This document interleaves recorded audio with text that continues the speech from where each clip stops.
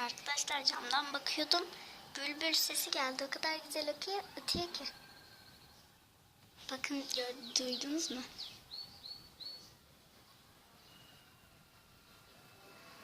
Ben de örgü yaptım.